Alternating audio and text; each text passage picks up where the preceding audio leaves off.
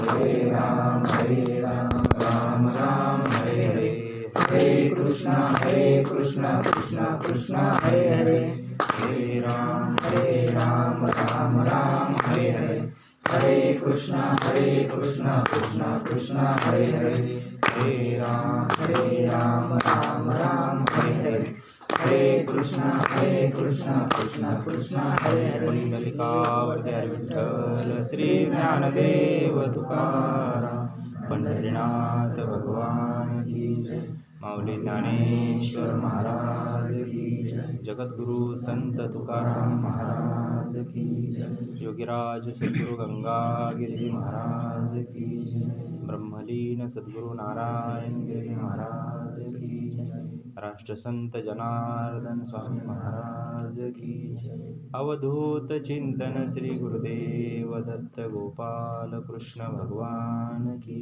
जय, सद्गुरुनाथ भगवान सर्व संतन की जय.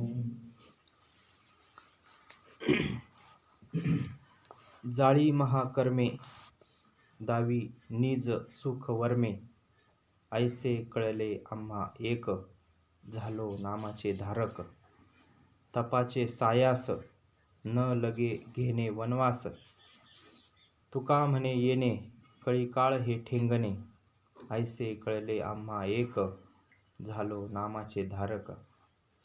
महायोग पीठे तटे भीमरथ्या, भरम पुंडरीकाय दातु मुनींद्रे, समागत्य तिष्ठन्तमानंद कंदं, परब्रह्मलिंगं भजे पांडुरंगं, परब्रह्मलिंगं भजे पांडुरंगं.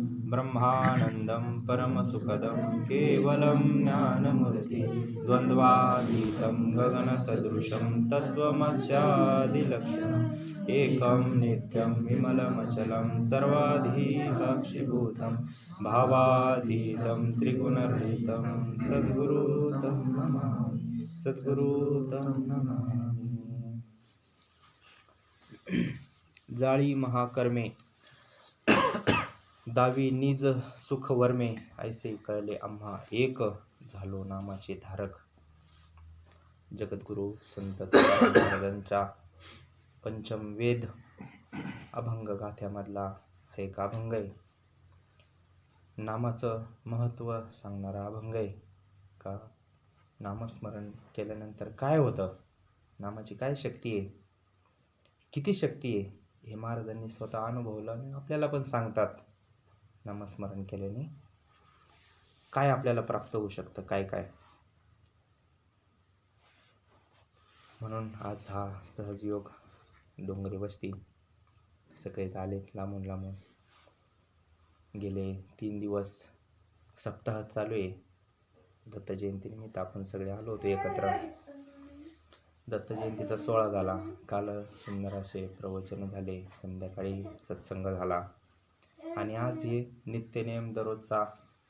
कारण संतांचा नित्यनेम असतो, आपल्याकडून काही घडत नाही. संतांच्या संगतीत गेलं तर त्यांच्या नित्यनेमाबरोबर आपला नित्यनेम घडतो.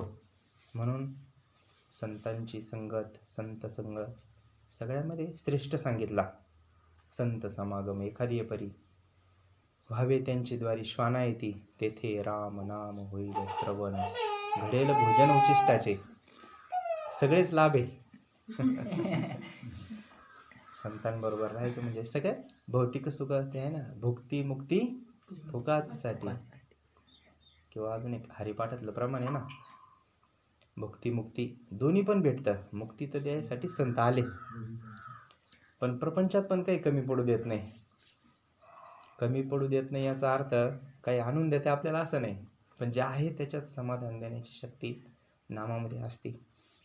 आणि म्हणून संत असं युगच नाही, कोणताच असा काळच नाही का त्या काळामध्ये संत राहत नाही. ते संत बीज पलटे नाही, जुग गए अनंत, हरियुग में अवतार धरे, फिर संतन के संत. आणि संतांचं येण्याचं एकच काम असतं का, हे जगाच्या कल्याणा संतांच्या विभूती.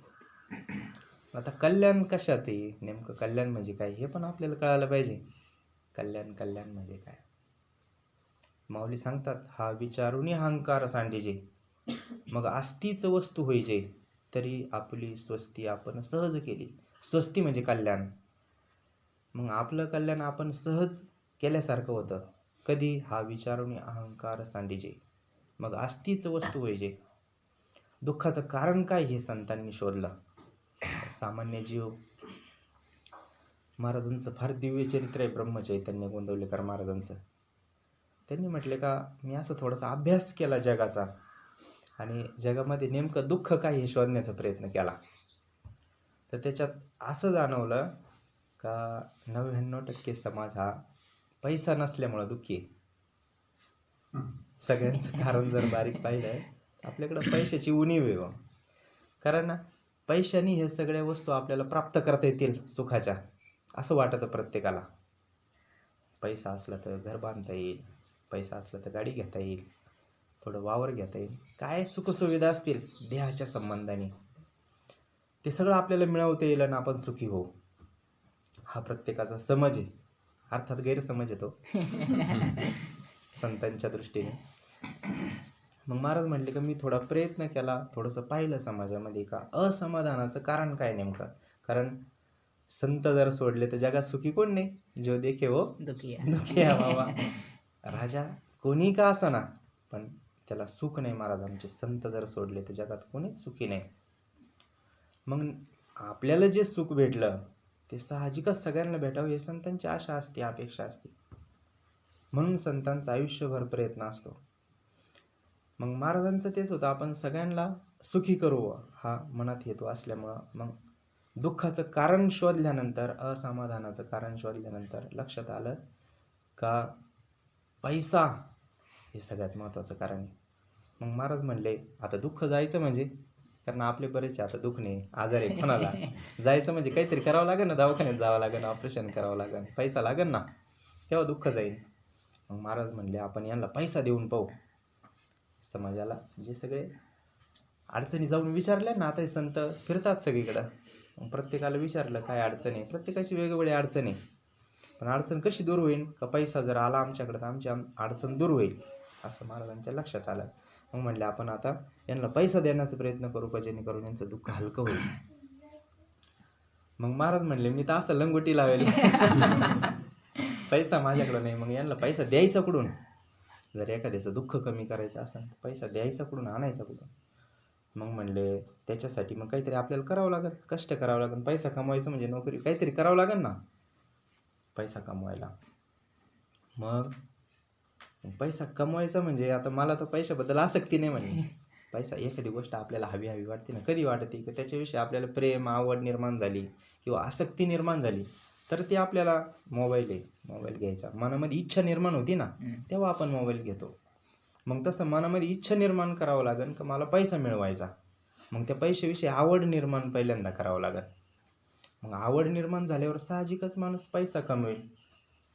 मग भरपूर पैसा कमवावा, त्याची आवड निर्माण करावी पहिल्यांदा, भरपूर पैसा कमवावा आणि मग ह्या लोकांना वाटावून मग ते सुखी होतील असा महाराजांनी प्रवचनामध्ये आहे एका विषय.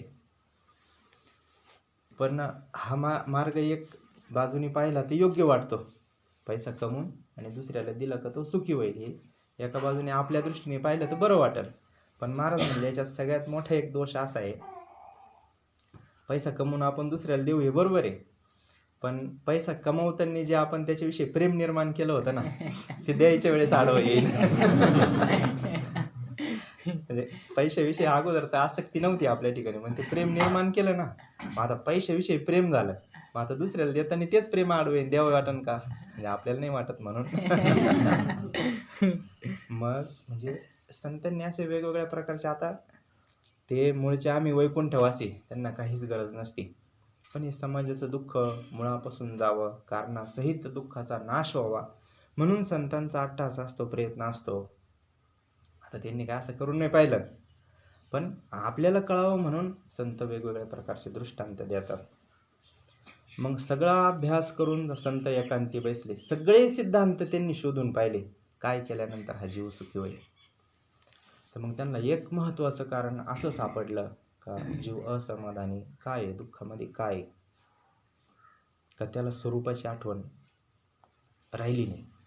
तो आपण कोण आहे, आपण कुठून आलो, मनुष्य जन्म आपल्याला का भेटला, भगवंताने हा जन्म का दिला, मनुष्य जन्माची ध्येयप्राप्ती काय आहे, काय मिळवायचं आहे, आपल्याला सुखच मिळवायचं आहे. पण ते सुख आपण या भौतिक गोष्टींमध्ये शोधतो आणि ते सुख भौतिक गोष्टींमध्ये नाही महाराज. ही पोट भरायची व्यवस्था आहे भाऊ, कायम सांगतात. ही फक्त भगवान परमात्म्याकडे जाण्याचं साधन आहे प्रपंच म्हणजे. मग हे साधन म्हणून वापरायचं आहे ना, आपलं साध्य आहे भगवान परमात्मा, त्याच्यापर्यंत जाण्यासाठी या प्रपंचाचा वापर करायचा आहे.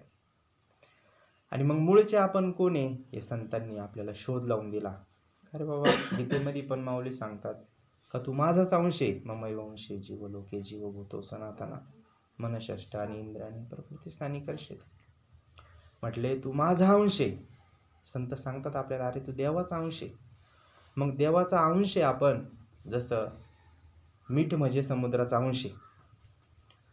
मग जे गुण सगळे समुद्रामध्ये तेच मिठामध्ये, काही वेगळे नाही.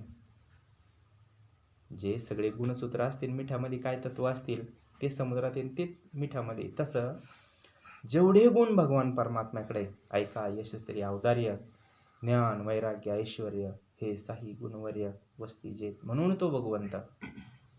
मग असे जे गुण आहे त्या भगवंताकडं, मग आपण त्याचे अंश. संत सांगतात, भगवान परमात्मा स्वतः सांगतो की बाबा तू माझा अंश आहे. मग ते गुण आपल्यामध्ये पाहिजे ना. जसं एखाद्या आईचे गुण सहजच मुलामध्ये येतात, वडिलांचे गुण सहजच कारण तो निर्माणच तिथून झालेला आहे. आई वडिलांपासूनच ते मूल निर्माण झालेले, म्हणून आई वडिलांचे सगळे स्वभाव, बोलणं, चालणं, सगळे गुण मुलामध्ये उतरतात. तसं आपण भगवान परमात्म्याचा अंश. सगळे संत आपल्याला सगळे शास्त्र सांगतात. मग भगवंताचे गुण आपल्यामध्ये यायला पाहिजे, पण ती येत नाही. भगवान परमात्म्याचं कसं आहे, सच्चिदानंद रूपाय विश्वोत्पत्त्यादी हेतवे तापत्रय विनाशाय श्रीकृष्णाय वयम नमः. भगवान परमात्मा कसा आहे, सच्चित आनंद त्याचं स्वरूप आहे. भगवंताच्या ठिकाणी, संतांच्या ठिकाणी दुःख नावाची वस्तूच नाही. मग आपण जर त्यांचे अंश तर आपल्याजवळ दुःख कुठून आलं, हा एक विचार करण्यासारखा प्रश्न आहे. जर भगवंताचे आपण लेकरं आहे आणि भगवान आपला बाप श्रीमंत आहे, तुका म्हणे आले समर्थाचे म्हणा, समर्थ आहे भगवान परमात्मा. आणि समर्थाचे जर आपण लेकरं आहे, एखादा बाप आहे लई प्रॉपर्टी कमवून ठेवते मुलांसाठी, प्रमाण आहे तुम्हाला माहिती आहे. राजाची कांत काय भीक मागे, राजाचा मुलगा आहे किंवा राजाची बायको आहे, तिला काय भिक्षा मागायला पुढे जायची गरज नाही, कारण तिच्या नवऱ्याने किंवा तिच्या वडिलांनी एखादा मुलगा कमवून ठेवलेलं असतं. तसं हे संतांनी आपल्यासाठी कमवून ठेवलं, पण आपण भीक मागवतोय. दुर्बळाची कन्या समर्थाने केली, अवदासाने माली दारिद्र्याची. एखाद्याची लई गरीबाची मुलगी आहे, पण जर एखाद्या राजाने तिला वरलं तर मग तिला कशाच तिच्या जीवनामध्ये दुःख. म्हणून हे दुःखाचं कारण संतांनी शोधलं का नेमकं काय झालं याला, असं का हा दुःखाचे अनुभव याला पावला पावली येतात. मग त्याचं कारण असं आहे का भगवंत म्हणतो ना माझा अंश, पण ते हा जीव विसरला का मी भगवंताचा अंश. आत्ताच महाराजांनी ओवी सांगितली, किंबहुना सोय जीव आत्मयसी लाहे तेथ जे होय तया नाम सुख. जर सुख पाहिजे असेल तर भगवंताची ना आपली जी चुकामुक झाली ना, ते जोपर्यंत जोडल्या जात नाही ना तोपर्यंत आपण सुखी होणार नाही. भगवान परमात्मा सुखी आहे, तेच स्वरूप आपलं आहे, पण त्या स्वरूपाचा विसर पडल्यामुळं आपल्याला पावली दुःखाचे अनुभव येतात. मग संत काय करतात का ते स्वरूपाची ओळख आपल्याला करून देतात. स्वरूपाची ओळख म्हणजे काय का बाबा तू देवच आहे, हा बोध आपल्याला मुखाने पण सांगतात आणि त्याचा अनुभव पण कसा येईल ते साधन सांगतात. आणि ते साधन म्हणजे नामस्मरण. फक्त सद्गुरूंनी दिलेल्या अनुग्रहाचं चिंतन, सद्गुरूंनी दिलेल्या गुरुमंत्राचं काय असेल, दीक्षा असेल, वेगवेगळे नाव आहे त्याला महाराज, त्या नामाचं फक्त श्रद्धा ठेवून, भाव ठेवून नामचिंतन केल्याने हा बोध आपल्याला ठसतो का मी म्हणजे भगवान परमात्म्याचा अंश आहे, नवे नवे मीच ब्रह्मस्वरूप आहे, हा जीवाला बोध होतो. मग जर मीच भगवंताचा अंश आहे तर भगवंताच्या ठिकाणी सगळे असलेले गुण आपल्याला त्याची अनुभूती येते. आणि मग जीवाला कळतं का अरे आपण पण तेच स्वरूप आहे, आपलं पण स्वरूप सुखच आहे. आणि तो सुखरूप असणारा भगवान परमात्मा आपल्या अंतःकरणामध्ये हे जेव्हा जीवाला कळतं ना, मग त्याला तो त्याच अवघे चित्रलोक्य आनंदाच्या आता त्याची अशी स्थिती होती. आणि ती कशाने होती ती अवस्था. सद्गुरूंनी आपल्याला जे नाम दिलं ना, त्या नामाचं इतकं सामर्थ्य आहे महाराज, आपल्या लक्षात येत नाही, कारण आपण त्याचं नामचिंतन करीत नाही. नामचिंतन जर केलं ना महाराज तर अनुभव येणार नाही असं होणारच नाही. तुम्ही सगळे त्याचे साक्षीदार आहे. आत्ताच ताई सांगत होते नामस्मरण केल्याने काय काय होतं. ठीक आहे, व्यवहारातले फायदे होण्यासाठी नाम नाही आहे, पण सुरुवात आहे. हेच अनुभव आपल्याला त्या दिव्य अनुभवापर्यंत घेऊन जातात. व्यवहारातले अनुभव आले नाही तर जीव येणार नाही इकडं. म्हणून ते व्यवहारातले अनुभवसुद्धा तितकेच महत्त्वाचे आहे जितके अध्यात्मातले अनुभव आहे. कारण हेच अनुभव त्याला, त्या अनुभवाची ही मधले साखळी आहे, हे जोडणारा दुवा आहे मधला. म्हणून ते नामाची अशी शक्ती आहे, संतांनी अनुभवली ना, आपल्याला पण सांगतात की हे नाम काय करू शकतं. मग ते स्वरूपाची ओळख आपल्याला कशी होईल, त्याची प्रक्रिया काय आहे. सद्गुरूंनी जेव्हा नाम दिलं ना, त्या नामचिंतनाने पहिले आपल्याकडून भरपूर अनंत जन्मात पाप कर्म घडलेले, अजून पण ह्या जन्मात घडलेच ना, अजून पण घडतातच महाराज. आपल्याकडून अनेक असे दोष आहे का ते नकळत घडतात. मनात वाईट विचार जरी आला तरी पाप घडतं. म्हणून हे सगळं आपल्याला नामाने शुद्ध करायचं आहे. जैसी गंगा वाहे तैसे ज्याचे मन, भगवंत जाणता याजवळ, अशी अवस्था आपल्या अंतःकरणाची झाल्या पाहिजे. मग याला साधन दिलं संतांनी नामस्मरण. त्या नामाचं काम असं आहे महाराज, अनेक जन्माचे अभंग आहे पहा. एक धन्य आजी दीन संत दर्शनाचा, अनंत जन्मीचा शीन गेला, मज वाटे त्यासी आलिंगन द्यावे, कदा न सोडावे चरण त्यांचे, त्रिविध तापाची झाली ओळवण, देखील चरण वैष्णवांचे. महाराज हे सगळे जे दुःख आहे ना, त्रिविध तापामध्ये मोडतात. आले होते आमच्यावर पण प्रसंग, पण फार मोठी शक्ती महाराज. एखाद वेळेस सद्गुरू आपली परीक्षा पण पाहू शकतात. मग सहज आठवलं म्हणून सांगतो, थोडासा वेळ जाईल. बरेच आता संजू महाराज, शंकर महाराज आणि ते महाराज स्वतः इतकी निष्ठा आहे भगवंतावर, संत पदाला ते पोचलेले. पण परीक्षा घ्यायची असली ना तर कधी कधी उलटं पण त्यांनी बऱ्याच वेळेस सांगितलं. फोन करायच्या मध्ये फलटणजवळ एक, निर्याजवळ एक देवस्थान आहे, चिले महाराजांचं माहीत असेल कोणाला, ऐकलेलं असेल चिले महाराज.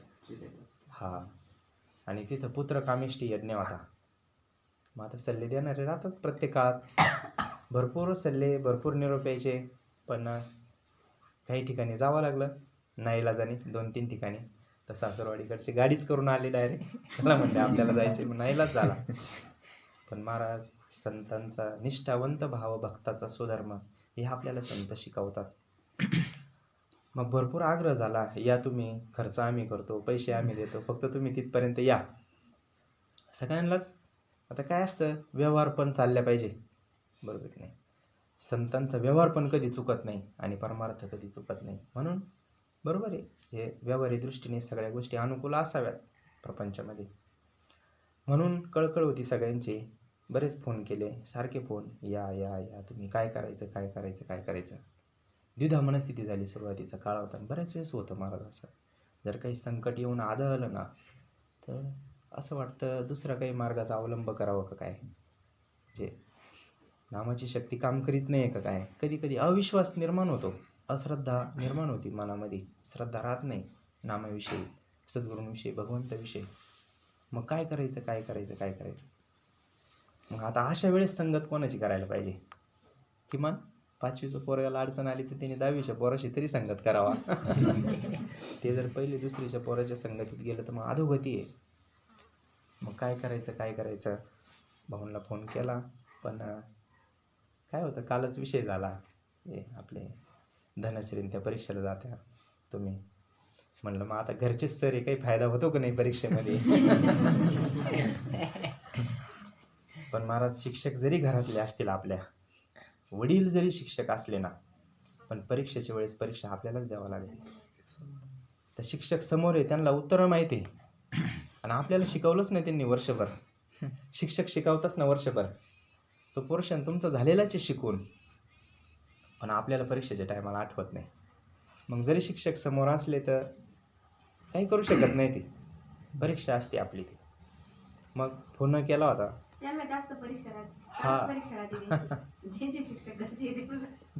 पण अशा वेळेस मग आपल्याला जे शिकवलंय ना ते आठवणं, त्यालाच विवेक म्हणतात, त्यालाच वैराग्य म्हणतात. हे फार महत्त्वाचं असतं. कारण ज्ञानदेवी मंत्र, हरिनामाचे शस्त्र, यमे कुळगोत्र वर्जिले, शस्त्र देऊन ठेवलं आपल्याला, पण वेळेवर जर वापरता आलं नाही आपल्याला तर मग त्याचं काही महत्त्व नाही शस्त्राचं. म्हणून हे घासून तयारच ठेवायचं राहतं शस्त्र. मग फोन केला, काय हरकत नाही, गेलं तरी काय हरकत नाही, पण अंतर थोडंसं जास्त आहे, एवढं एक सांगितलं फक्त.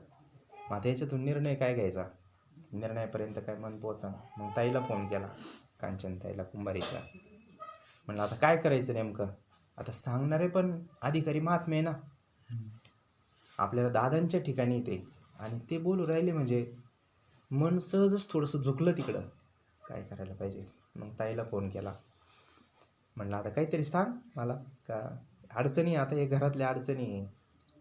मग मला ते फोन करायचे संजय महाराज, शंकर महाराज, ते सांगायचे अरे हे त्रिविध ताप आहे प्रत्येकाच्या पाठीमागे आहे. आदिभौतिक, आध्यात्मिक, आदिदैविक 3 प्रकारचे ताप आहे. मग त्याच्यामुळंच काही शारीरिक दुखणे असतील. आदिभौतिक, आदिदैविक म्हणजे हे देवता काही त्रास देतात, काही चुकलं तर कोणाला बाहेरचं होतं करणी, काय काय अनेक प्रकारे. काही आध्यात्मिक ताप आहे, अध्यात्म्यामधले पण काही शंका असतात, काही प्रश्न असतात. तर मग ते सांगायचे का याच्यासाठी भगवंतांनी वेगवेगळे डिपार्टमेंट केलेले आहे. हे प्रत्येक ताप आहे ना, आध्यात्मिक जो ताप आहे म्हणजे अध्यात्मातले ग्रंथामधले काही प्रश्न पडले, एखादी ओवी कळाली नाही, एखादा श्लोक कळाला नाही, साधनेमध्ये काही अडचण आली, तर सद्गुरूंना विचारायचं असतं, तर संतांकडे जायचं असतं. आणि बाकीचे जे ताप आहे आदिभौतिक, आदिदैविक, याच्यासाठी मग हे नाथांचे ठिकाण आहे. आता इथं आपलं केवढं मोठं अधिष्ठान आहे, आणि फरक पडतो बरं का, तसं नाही असं नाही, फरक पडतोच. ज्याची श्रद्धा आहे, ज्याचा विश्वास आहे, तिथं जाऊन जर एखादं दुखणं घेऊन आपण डोकं ठेवलं तर फरक पडतो, नाही असं नाही. कारण त्या विद्या वेदाच्याच विद्या आहे, सगळ्या नाथांच्याच विद्या आहे त्या साबरी, फरक पडत असं नाही. मग म्हटले हे जे तुमचे दुखणे त्याच्यासाठी असे स्थानं भगवंतानीच निर्माण करून ठेवलेले आहे मोठे मोठे नाथांचे, आणि ते आपल्यासाठीचे, त्याचा आपण घ्यायला पाहिजे अनुभव, त्याचा उपभोग घ्यायला पाहिजे. मग या म्हणले तुम्ही, पुत्रकामिष्टी यज्ञ खर्च आम्ही करतो सगळे या. पण द्विधा मनस्थिती, एक मन म्हणायचं का काही न हे केले एका चिंतिता विठ्ठले, सर्व साधनांचे सार भवसिंधू तरी पार, योग याग तपे, किंवा ते आहे ना भवरोग आहेसे जाय आणि काय शुल्लक. आता हे प्रमाण ऐकलेले होते आपण. मग निर्णय काय घ्यायचा, काय निर्णय घ्यायचा. पण हे सांगितल्यावर हे बरं वाटायचं का हा बरोबर, हे 3 प्रकारचे ताप आहे ते सोडवण्यासाठी ते प्रश्न वेगवेगळे ठिकाणं असू शकते भगवंताचा. मग काय करायचं.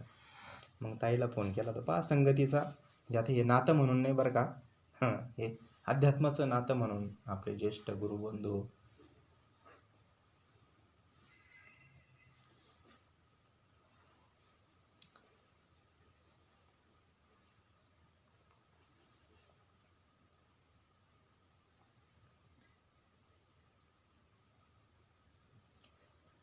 तेव्हा ताईने हे प्रमाण सांगितलं होतं.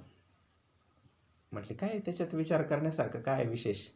त्रिविध तापाची झाली बोलवण, देखील आचरण वैष्णवांचे.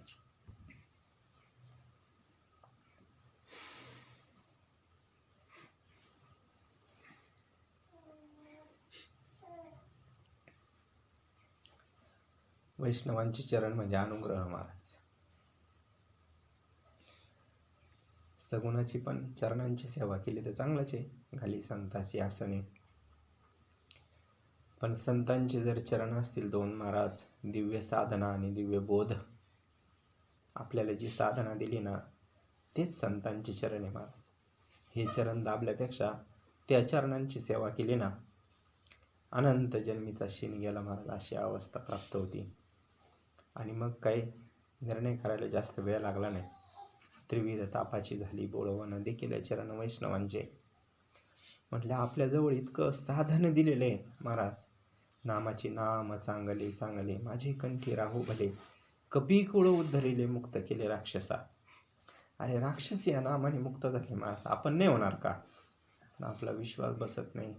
म्हणजे संत तरी काय करतात, काही विश्वास बसण्यासाठीच संतांचा हट्ट असे, नामावर विश्वास बसावा. म्हणून तुकाराम महाराजांनी पण स्वतः विश्वास ठेवला, स्वतः प्रेमाने आवडीने भगवंताचं भजन केलं आणि त्याचा अनुभव घेतला ना. आपल्याला सांगतात का नामाची काय शक्ती आहे, नाम काय करू शकतं. पहिल्यापासून भाऊ सांगायचे महाराज आम्हाला.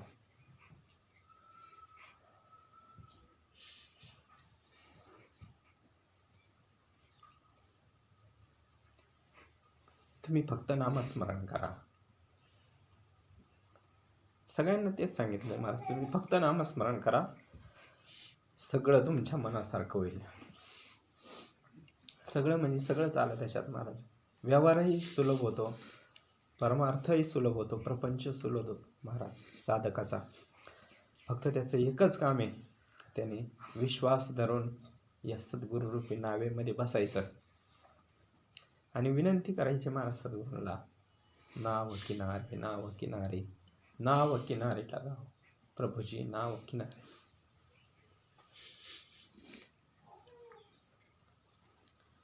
तेवढा एका वाक्यावर विश्वास ठेवून का नामच तुमचं कल्याण करेन, तुमच्या मनासारखं सगळं होईल. आणि त्या विश्वासापर्यंत डगमगतो महाराज. नाही असं नाही, कारण हे भव नदीचे पाणी रे गाड्या मोठे ओढीते, भल्या भल्या पोहणाऱ्यांना उलथून पाडिते. उलट उलट माघारा गडिया फिरगोते खाशी. हा भवनदी आहे, हा भवसागर आहे महाराज. याच्यामध्ये आपले नाव हेलकावे खाणारच आहे, सुखदुःखाचे प्रसंग येणारच आहे. पण आपल्या सद्गुरूंनी जे सांगितलं ना, काय ज्ञानेश्वरी महाराज दिव्य ग्रंथ आहे. येथ एकच लीला तरले, जे सर्व भावे मज भजले, तया ऐलीच खडी सरले माया जाळ. महाराज ज्या भक्ताने अनन्य चिंतन भगवंताचं केलं ना, माझे या भक्ता, आणि संसाराची चिंता काय समर्थांची कांता कोरांना मागितला. कुठल्याच प्रकारची भीती, ते भवसागरच राहत नाही महाराज भक्तासाठी. भवनदीच्या अलीकडंच तो मुक्त होऊन जातो. म्हणून अशा नामाची शक्ती सांगतात महाराज तुकाराम महाराज. जाळी महाकर्मे दाबी निज सुख वर्मे. कितीही महाकर्म असलं ना महाराज, वाल्या पोळ्यासारखं किती पाप होतं. आणि आपला जर विचार केला तर आपलं फार सामान्य पाप आहे महाराज वाल्या पोळ्याच्या पापासमोर. पण सद्गुरूंनी नारद महर्षींनी उपदेश केला महाराज, आणि विश्वास ठेवून जे बसले नाही एकदा चिंतनाला, तर वाल्मिक ऋषी होऊनच उठले. ही नामाची शक्ती आहे. जाळी महाकर्मे, किती पण महाकर्म असू द्या, किती पण दोष असू द्या, ते म्हटले ना, एक ओवी आहे ज्ञानेश्वरीमध्ये, या लागी दुष्कृती जरी झाला, अनुताप तीर्थी नाला, न्हाऊनी मजाता आला सर्व भावे. सर्व भावानी जर भगवंताला सद्गुरूंना शरण गेलं ना महाराज, किती पापकर्म घडलेले असू द्या, किती पाप झालेला असू द्या. श्रीपाद बाबा सांगायचे, खाऊन खाऊन किती खाल्ला असन तुम्ही, एखादा डंपर खाल्ला असन, पिऊन पिऊन किती पेले असतील, एखादा टँकर दारू पेले असतील, वाल्या इतकं तर आपण पाप केलं नाही ना. म्हणून महाराज या नामावर जर विश्वास ठेवला ना, फक्त त्याला एक आठ सांगितली महाराज, त्या प्रकारचं कर्म पश्चाताप झाल्यानंतर परत आयुष्यात घडलं नाही पाहिजे. पश्चातापाच्या अग्नीमध्ये जर एकदा अंतकरण पळून निघाला ना महाराज, हे सगळे दोष जळून जातात. महाराज सांगतात महाराज, जाळी महाकर्मे, सगळ्या ह्या चुकीच्या कर्माचा जाळ करून टाकतं महाराज हे नाम. आणि काय प्राप्त होतं मग, अंतकरण शुद्ध होतं महाराज. दावी निज सुख वर्मे. निज सुख हे आपलं आत्मसुख आहे ना, आत्मा सुख घ्या रे उघडा ज्ञानदृष्टी, उगाच चावटी करू नका काही, संत संग धरा पूर्वीचा दोहरा उगवेल. म्हणून ते अंतकरणातलं सुख आपल्याला संत दाखवतात महाराज. आणि ते सुख एकदा भेटलं ना, बाहेरच्या त्याला वस्तूची गरजच नाही महाराज सुखासाठी. एखादी वस्तू आसन नसन म्हणून त्याच्या जीवनावर काही फरक पडत नाही. मग हे वर्म आम्हाला कळलं. तुकाराम महाराज सांगतात, कायसे कळले आम्हा एक, झालो नामाचे धारक. हे आम्हाला कळालं म्हणून आम्ही नामधारक झालो महाराज. म्हणजे अनुग्रह नुसता भेटला म्हणजे नामधारक म्हणता येत नाही त्याला. नामधारक म्हणजे ज्याने अखंड ते नाम आपल्या अंतःकरणामध्ये धरलेलं आहे, आपल्या कंठामध्ये धरलेलं आहे, त्याला खरं नामधारक म्हणतात. म्हणून ऐसे कळले आम्हा एक, झालो नामाचे धारक. मग हे असं नाम आहे, या नामात इतकी शक्ती आहे. मग हे नाम जर कंठात धरलं तर मग तुम्हाला इतर साधनं करावंच नाही लागणार. तपाचे सायास न लगे घेणे वनवास. महाराज हा आपला मग हा प्रपंचच अवघाची संसार सुखाचा करीना. हा प्रपंचच आपला सुखाचा होतो महाराज. आणि गोंदवलेकर महाराज म्हणले का समाधानाने केलेला प्रपंच हाच परमार्थ होतो. म्हणजे वेगळा परमार्थ करायची काही गरज त्याला राहत नाही. त्याला कुठं न लगती सायास जावे वनांतरा सुखे येतो घरा नारायण. आणि आपण पाहतोच ना महाराज डोळ्याने. आपल्याला काय कमी केलं? भगवंताने आपल्याला काही कमी नाही केलं महाराज. अगदी मुक्त हस्ते सगळ्या गोष्टी दिल्या. प्रपंच पण आपला भरलेला आहे महाराज. आणि परमार्थ पण अंतःकरणाची अशी स्थिती झालेली ना आता सगळ्यांचीच का ते प्रेम तुम्ही अनुभवलं महाराज. आणि भगवान श्रीकृष्ण जसे राम अवतारात भरपूर जणांना त्यांनी वचनं देऊन ठेवले होते. कारण राम अवतारामध्ये लई नियमामध्ये जीवन होतं महाराज. एक बाणी एक पत्नी. मग ते पूर्ण करण्यासाठी जसा कृष्ण जन्म होता ना तसा आपल्या इच्छा पूर्ण करण्यासाठी हा जन्म आहे महाराज आपला आणि आपल्या सद्गुरूंचा.